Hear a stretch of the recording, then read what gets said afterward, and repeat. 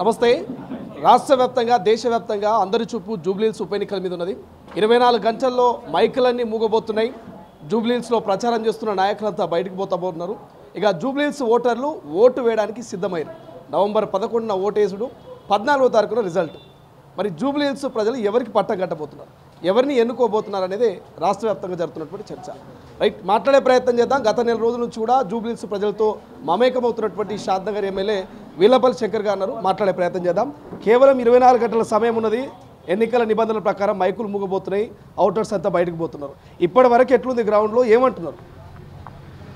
ఈ యొక్క జూబ్లీహిల్స్ ఉప ఎన్నిక తెలంగాణ రాష్ట్రానికి ఒక ప్రతిష్టాత్మకమైన ఉప ఎన్నిక. ఈ ఎన్నిక ఇక్కడ ప్రాంతం ప్రజలందరూ కూడా ఎన్నికలు ఈ విధంగా ఉండకపోయేది, ఒక కొత్త రకమైన ఎన్నికలు ఇవి. చాలా సంతోషంగా ఉన్నారు. అంటే ప్రతి నాయకుడు, ప్రతి కార్యకర్త, చిన్న కార్యకర్త మొదలుకొని పెద్ద నాయకుని వరకు కూడా ఒక ఓటర్ మహాశైలం కలవడం, ఇంటింటి ప్రచారం చేయడం. ఈ రాష్ట్ర ప్రభుత్వం ఏ విధంగా పనిచేస్తూ ఉంది, రాష్ట్ర ముఖ్యమంత్రి ఏ విధంగా పనిచేస్తూ ఉన్నాడు, మరి ఈ ప్రభుత్వం పనితీరు కూడా ప్రతి ఒక్కరు కూడా అర్థం చేసుకుంటూ ఉన్నారు. ముఖ్యంగా ఈ ప్రాంతంలో ఉదాహరణకు కృష్ణానగర్ ప్రాంతంలో మేము 15 రోజుల కూడా చూస్తూ ఉన్నాం. అప్పటి ఎమ్మెల్యే గారు కానీ అప్పటి ప్రభుత్వాలు కానీ ఏమాత్రం కూడా అభివృద్ధి చేపట్టలేదు. ఇక్కడ అన్నీ ఇలా డ్రైనేజ్ వ్యవస్థనైతేనేమి, నాలా వ్యవస్థనైతేమి, కరెంట్ అయితేనేమి పూరా దుర్భరమైన పరిస్థితి. అంతా కుంటుపట్టిపోయింది డెవలప్మెంట్ అనేది ఇక్కడ ప్రజల యొక్క వాదన. అంటే వాస్తవానికి మేము కళ్ళారా చూస్తూ ఉన్నాము. అభివృద్ధి మాత్రం కుంటుపట్టిపోయింది. ఇక్కడ ప్రజలను ఎవరు పట్టించుకోలేదు వాస్తవానికి. ఇప్పుడు ఒక చైతన్యవంతమైంది. ఇప్పుడు ప్రజలందరూ ఇంతమంది నాయకులు వచ్చి మరి ఈ ఉప ఎన్నిక యొక్క ప్రతిష్టాత్మకంగా చూసుకున్నారు. అన్ని పార్టీలు కూడా ప్రతిష్టాత్మకంగా చూసుకున్నాయి. కాబట్టి ప్రజలందరూ కూడా వాస్తవాలు గ్రహించి ఈ యొక్క ప్రభుత్వం, ఈ ప్రభుత్వం, ఈ ముఖ్యమంత్రి మూడు సంవత్సరాలు ఇంకా అధికారంలోకి ఉంటారు. కాబట్టి ఒక చక్కటి అభ్యర్థి నవీన్ యాదవ్ అనే వ్యక్తి చాలా చక్కటి వ్యక్తి, ఎప్పుడు ప్రజలలో ఉండే వ్యక్తి, ప్రజల పనిచేసే వ్యక్తి, స్వచ్ఛందంగా సేవలు చేసిన వ్యక్తి. కాబట్టి ప్రజలు ఏమంటా ఉన్నారంటే ఒక సరి అయిన వ్యక్తికి కాంగ్రెస్ పార్టీ అభ్యర్థిగా ఎంపిక చేయడం పడింది. కాబట్టి ఇక్కడ అన్ని సబండ వర్గాలు కూడా ఏదో జూబ్లీహిల్స్ అంటే పెద్ద ఫాష్ అనుకుంటారు అందరూ తెలంగాణ, కానీ ఇదంతా మాసులకు ఒక ఓటు అడుక్కునే పరిస్థితి ఇలా వచ్చింది. కాబట్టి ఓటర్ మహాశైలు ఇంత ప్రాధేయపడతా ఉన్నారు ఇలా అన్ని పార్టీలు. కాబట్టి ఇలా ఓటు విలువ తెలిసింది. ఈ అభివృద్ధి కూడా ఈ ప్రాంతం అభివృద్ధి చెందుతుంది. సంక్షేమం కూడా కాంగ్రెస్ పార్టీ వచ్చిన తర్వాత మాకు సంక్షేమం అందించింది అంటూ ఉన్నారు. ఉచితంగా బస్సు ప్రయాణం చేస్తూ ఉన్నాం. ఒక సన్నబియ్యం వచ్చినాయి, మాకు రేషన్ కార్డులు వచ్చినాయి, కరెంటు ఫ్రీ వచ్చింది. కాబట్టి ఈ 15 నెలల్లో కాంగ్రెస్ పార్టీ చేపట్టిన సంక్షేమం మాకు చెందింది. అదేవిధంగా ఈ కాలనీలలో 3 మంత్రులు పర్యటించి ఆ యొక్క ఎమ్మెల్యే చనిపోయిన తర్వాత ఇక్కడ అభివృద్ధి కుంటుపట్టొద్దని చెప్పి మంత్రులే స్వయాన గల్లీ తిరిగి ఇక్కడ పరిస్థితులు అన్నీ గమనించి ఒక కొత్త ప్రతిపాదనలు చేసి సీసీ రోడ్లు అయితేనేమి, డ్రైనేజ్ అయితేనేమి పూర్తిగా అభివృద్ధి చేస్తూ ఉన్నారు. కాబట్టి ఒక నమ్మకం వచ్చింది ఇక్కడ ప్రజలకు. మనము ప్రభుత్వానికి అండగా నిలబడాలి, రాష్ట్ర ముఖ్యమంత్రికి అండగా నిలబడాలి, నవీన్ యాదవ్కు ఓటేయాలి, నవీన్ యాదవ్ని ఎమ్మెల్యేగా గెలిపియాలని చెప్పి మాత్రం ప్రజలు నిశ్చయించుకున్నారు. ఒక అఖండ మెజార్టీతోని నవీన్ యాదవ్ గెలవబోతున్నాడు. నవీన్ యాదవ్ యొక్క గెలుపు నల్లేరు మీద నడికినే తప్ప ఎవరు ఎన్ని ఊహించుకున్నా, ఎన్ని కళలు పగటి కళలు కన్నినా, బట్టలు ఇడిచేసి డ్యాన్సులు చేసినా, కోతేశాలు చేసినా, హరిరామ గోసలు వాడినా, ఎన్ని మాటలు మాట్లాడినా ఇవాళ కొందరు బీజేపీ వాళ్ళు మాట్లాడుతున్నారు. ఇవాళ బీజేపీ వాళ్ళకు నైతికంగా ఆ పార్టీ నాయకుల విలువ పోబోతుంది, డిపాజిట్ కూడా రాలేకపోతుంది బీజేపీకి. అంటే బీజేపీ బీఆర్ఎస్ ఒకటే. అంటే పోయిన ఎంపీ ఎలక్షన్లో బీఆర్ఎస్ వాళ్ళేమో బీజేపీకి చేసారు, బీజేపీ వాళ్ళేమో ఈ ఎన్నికల్లేమో బీఆర్ఎస్కి చేస్తారు. అదే బీజేపీ కేంద్ర మంత్రి కిషన్ రెడ్డి చెప్తున్నాడు, బీఆర్ఎస్ కాంగ్రెస్ ఒకటే, ఈ రెండు ఓటమి భయంతో ఓట్లను కొనుగోలు చేస్తున్నాయని చెప్తున్నారు. మేము డబ్బులు పంచం, మంచి మెజార్టీతో మా అభ్యర్థి గెలుస్తారని కిషన్ రెడ్డి చెప్తున్నారు. నిజంగా ఓట్లకు నోట్లు పంచుతుందా బీఆర్ఎస్ కాంగ్రెస్?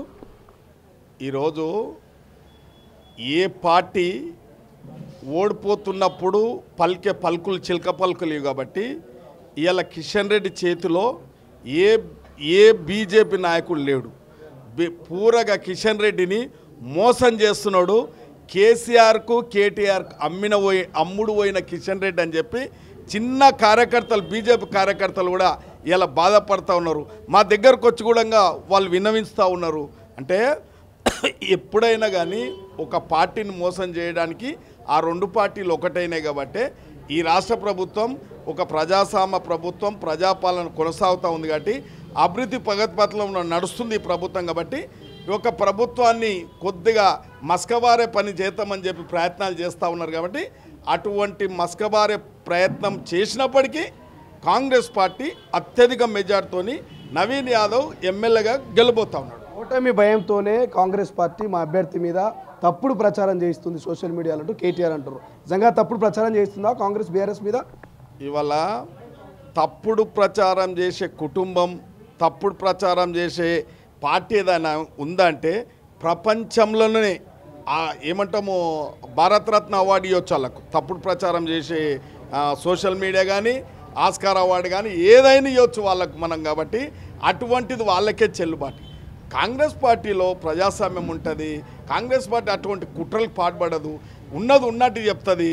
మేమేం చేస్తున్నాం, రేపు ఏం చేయబోతామని చెప్తా ఉన్నాం. ప్రజలు నమ్ముతూ ఉన్నారు, ఓటర్స్ నమ్ముతూ ఉన్నారు. కాబట్టి వాళ్ళకి ఈ యొక్క విజయాన్ని కాంగ్రెస్ పార్టీ విజయం సాధించబోతుందని చెప్పి అవాకులు చెవాకులు ఇష్టానుసారంగా మాట్లాడుతూ ఉన్నారు. కాబట్టి ప్రజలు తిరస్కరిస్తున్నారు, ఓటర్ మహాశయులు తిరస్కరిస్తున్నారు. జూబ్లీహిల్స్ ఎన్నికల్లో అందరూ రేపు స్వచ్ఛంగా వచ్చి కూడా ఈ నవీన్ యాదవ్ మా పిల్లగాడు, మా కుటుంబ సభ్యుడు, మా పిల్లగాడు అని చెప్పి అందరూ కూడా హక్కును చేర్చుకుంటున్నారు. కాబట్టి అది జీర్ణించుకోలేక ఇవన్నీ అబండాలు అవాకులు చెవాకులు మాట్లాడుతూ ఉన్నారు. ఎన్ని నాటకాలు పడినా ఆ పార్టీలు ఏం నాటకాలు చేసినా లోపాయకార ఒప్పందాలు చేసుకొని ఒకటైనప్పటికీ కాంగ్రెస్ పార్టీ దాదాపు ఒక 25,000 నుంచి 35,000 లోపల ఒక విజయం సాధించబోతున్నారు. తప్పకుండా చూస్తారు. ఓట్ల కోసమే ఎన్టీఆర్ విగ్రహాన్ని తెర మీద తీసుకొచ్చారు. గతంలో ఇదే కాంగ్రెస్ అవమానించిందని ఒక చర్చ కూడా జరుగుతున్నది. బీఆర్ఎస్ సోషల్ మీడియా, బీఆర్ఎస్ నాయకులు అంటారు. కామెంట్ చేస్తారా ఏమన్నా దీని మీద మీరు? వాళ్లకు అన్నీ అచ్చొస్తాయి. బీఆర్ఎస్ పార్టీ ఆంధ్రోలను తిట్టిందెవరో ఆంధ్రోళ్ళకి తెలుసు, ఆంధ్రోల అభిమాని ఎవరో ఆంధ్రోళ్ళకి తెలుసు. ఇవాళ చిలక పలుకలు వలికితే ఎవరు కూడా దాన్ని అంగీకరించరు. ఇలా ఎస్ మా ముఖ్యమంత్రి అప్పుడు ఇప్పుడు ఎప్పుడు ఇలా ఎన్టీ రామారావు యొక్క అభిమాని రేవంత్ రెడ్డి గారు కాబట్టి వారికి రాజకీయ చైతన్యాన్ని ఇచ్చిన పార్టీ కూడా ఆ పార్టీ కాబట్టి ఇవాళ వారికి అభిమానం ఉంది కాబట్టి ప్రజలు అడిగిరు. కాబట్టి ఇక్కడ ప్రజలు అడిగితే తప్పకుండా అన్న ఎన్టీ రామారావు విగ్రహం పెట్టే బాధ్యత నాదని చెప్పిండు. ఓట్ల గురించి కాదు, ప్రజలు అడిగింది. ప్రజలు ఏమడిగినా చేస్తాం. ఇలా అధికారంలో ఉన్నాం కాబట్టి ఇక్కడ ప్రజలు ఏమడిగినా కూడా మమ్మల్ని కూడా మేము కూడా షాద్నగర్ ఎమ్మెల్యేను.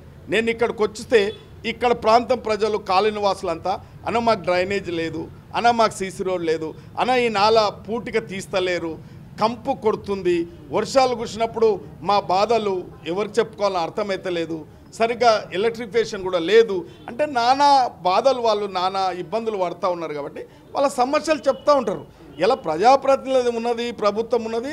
ప్రజలు అడిగిన దానికి వాళ్ళకి నచ్చే విధంగా మెచ్చే విధంగా పనిచేయాల్సిన బాధ్యత ప్రజాప్రతినిధి మీద ఉంటుంది. కాబట్టి రాష్ట్ర ముఖ్యమంత్రి కూడా ప్రజలు ఏది అడిగితే అది చేస్తూ ఉన్నాడు. ఉదాహరణకు మీరు 15-20 ఏళ్ల సందు కూడా దొడ్డు బియ్యం ఇచ్చేవాళ్ళు రేషన్ షాపులలో. ప్రజలు అడిగిర్రు, సన్న బియ్యం ఇచ్చిర్రు, సంతోషంగా ఉన్నారు. రేషన్ కార్డులు అడిగిర్రు, ఇచ్చినాము, సంతోషంగా ఉన్నారు. కరెంటు బిల్ మాఫ్ చేయమన్నారు, చేసిండ్రు. ఉచిత ప్రయాణ పాసం కలిపిమన్నారు, అసౌకర్యం కూడా కల్పించింది. అంటే ప్రభుత్వం ఉన్నదే, మనం అందరం నాయకులం ఉన్నదే ప్రజలు అడిగింది చేయడానికే ఉన్నాం. కాబట్టి అది కూడా ఇంకొక భాగం. ఒక మంచి నాయకుడు ఇలా ఎన్టీ రామారావు గారు ఈ రాష్ట్రంలో ఒక చెదరని ముద్ర వేసుకుండు కాబట్టి ఆయన విగ్రహం పెట్టి ఇవ్వాలని చెప్పి ఆయన అభిమానులు అడిగారు. కాబట్టి దానికి రాష్ట్ర ముఖ్యమంత్రి చెప్తే తప్పేం లేదు. ఇది మొత్తం మీద షాద్నగర్ ఎమ్మెల్యే వీలపల్లి శంకర్ గారు చాలా రోజుల నుంచి ఇక్కడ తిరుగుతూ ఉన్నారు. ఖచ్చితంగా జూబ్లీహిల్స్ ప్రజలు నవీన్ యాదవ్ మా పిల్లగాడంటూ హక్కును తీర్చుకుంటున్నారు. మంచి మెజార్టీ 25 నుంచి 30,000 మెజార్టీ తోటి మా అభ్యర్థి నవీన్ యాదవ్ని గెలిపించుకొని తీరుతా, ఖచ్చితంగా గెలిచి తీరుతారంటూ కూడా చెప్తున్నటువంటి పరిస్థితి. చూద్దాం మరి జూబ్లీహిల్స్ ఓటర్ మహాశైలు ఎవరి వైపు ఉంటారు, ఎవరికి ఓటేస్తారు, ఎవరికి పట్టం కడతారు అనేది నవంబర్ 14 తెలుస్తుంది. కెమెరా పర్సన్ అజయ్తో శ్రీశైలం తొలి వెలుగు, జూబ్లీహిల్స్, హైదరాబాద్. అసలైన తొలి వెలుగు. ఫాలో వాట్సాప్ @తొలి వెలుగు official.